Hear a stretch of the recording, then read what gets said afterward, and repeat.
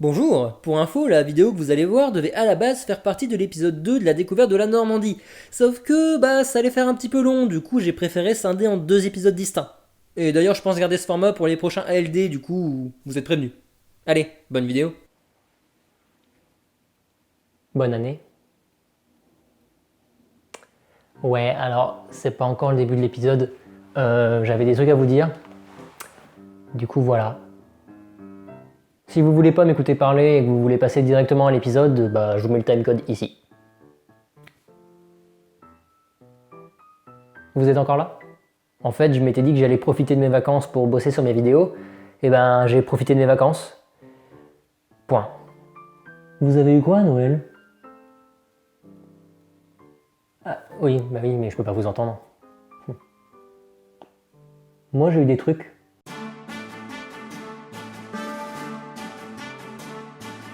La couleur bleu ciel, définie en 1905, correspond à celle d'un ciel pur en été à Paris. Un ciel pur à Paris? En Lettonie, le personnage de Dingo s'appelle Sprutz. Sprutz. Une réplique de la Vénus de Milo en caca de panda a été vendue 34 000 euros. Ça suffit pour aujourd'hui. Bon, on va lancer l'épisode. Si vous aimez bien, vous pouvez vous abonner à la chaîne, partager, liker la vidéo, tout ça quoi. Ce serait cool. Voilà. Pour terminer cet épisode axé sur la nature, nous allons nous intéresser à des paysages que l'on retrouve beaucoup en Normandie. Voyons voir desquels il s'agit.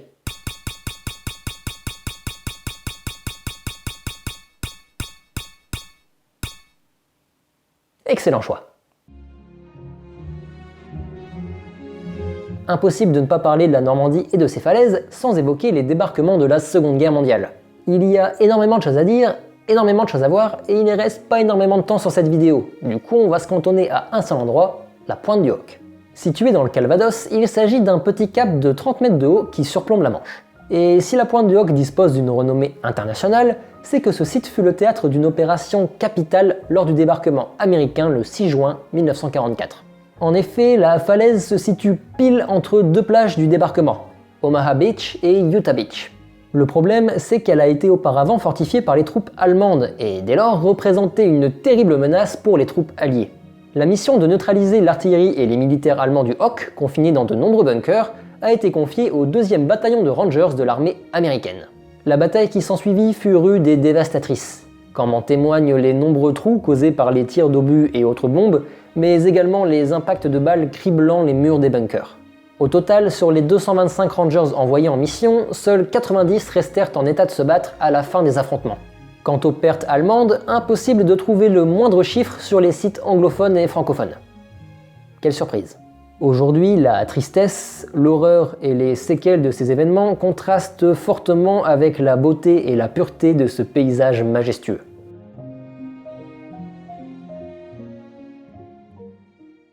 Pour le prochain site, nous allons remonter un petit peu plus dans le temps, d'environ 100 à 160 millions d'années. À la louche. Ce site, c'est celui des falaises des Vaches Noires. Alors, deux choses. D'abord, pourquoi les vaches noires? Bon, le côté noir, c'est assez évident quand on voit la couleur des résidus, cailloux et rochers qui constituent la plage et les falaises. Mais le côté vache? Eh bien, figurez-vous que l'explication réside dans le fait que pour les marins en pleine mer, ces falaises ont l'air d'un troupeau de vaches. Un troupeau de vaches. Avec un petit coup dans le nez peut-être, ou alors de loin, de très loin. Bon, ensuite, quel est le rapport entre ces falaises et la Terre il y a 100 millions d'années? Eh bien, ces falaises sont en fait nées de l'accumulation de sédiments marins datant du Jurassique il y a 160 millions d'années. Et résultat, on y trouve de nombreux fossiles datant de cette période et du Crétacé. Des pliosaures, des ichthyosaures, des crocodiles marins. Ah ouais, quand même. Ouais, et aujourd'hui, on peut encore trouver de nombreux fossiles d'oursins, d'éponges ou même de coquillages. Alors oui, c'est sûr que ça en jette moins que les restes d'un reptile de 10 mètres de long, mais quand même, c'est ultra stylé et ça rend la visite très ludique. Et en plus de ça, il faut le dire, le paysage est quand même très sympathique.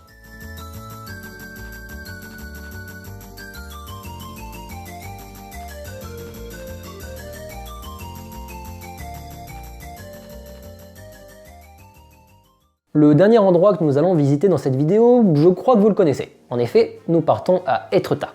Située dans le département de la Seine-Maritime, Étretat est une petite ville d'environ 1300 habitants.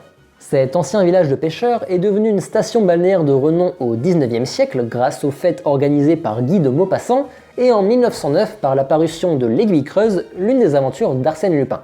Cependant, aujourd'hui, c'est bien par ses falaises qu'Étretat est reconnu. Encerclant la plage d'Étretat, ces deux monuments de calcaire sont sobrement désignés comme falaise d'Aval et falaise d'Amont. La première nommée est sûrement la plus populaire des deux, facilement reconnaissable grâce à son arche creusée par les vagues, la porte d'Aval, et son aiguille haute de 51 mètres. Derrière celle-ci se situe une arche encore plus imposante, la Manne-Porte, qui signifie porte principale. Cependant, c'est du côté de la falaise d'Amont que j'ai envie de vous emmener. Celle-ci dispose également d'une arche, la porte d'Amont, mais elle est bien moins grande que les deux précédentes. Malgré tout, elle offre un petit truc en plus qui vaut largement le détour. Un passage secret. En effet, il nous est possible, à l'aide d'une échelle, d'accéder à un tunnel traversant un pan de la falaise et débouchant sur une magnifique crique quasi déserte. Et alors là, en plus du petit côté explorateur de cette excursion, on reste tout simplement sans voix face à ce splendide décor.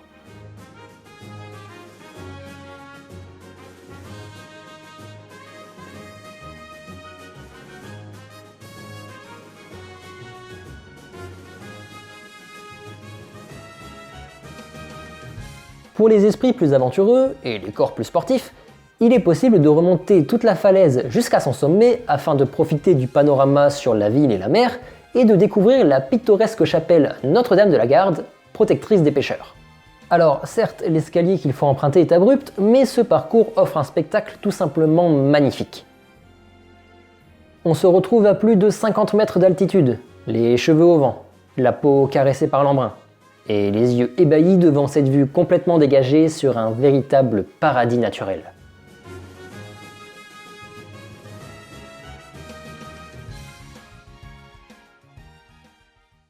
Ah là là, c'est beau comme fin de vidéo. Et c'est ainsi que va se terminer ce deuxième épisode de notre découverte de la Normandie. J'espère qu'il vous aura plu. Bon, dans la prochaine vidéo, on va changer un petit peu de destination, mais quelque chose me dit qu'on n'en a pas encore fini avec cette région.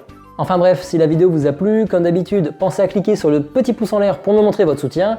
Dites-moi ce que vous en avez pensé dans les commentaires. Partagez la vidéo à vos amis et sur les réseaux sociaux. Et surtout, si c'est pas encore fait, vous pouvez vous abonner à la chaîne pour ne rater aucune vidéo. Ça prend 2 secondes, c'est gratuit et moi ça me fait super plaisir. Donc, allez-y. Allez, on se retrouve dans une prochaine vidéo. C'était l'Explorator. À plus tard.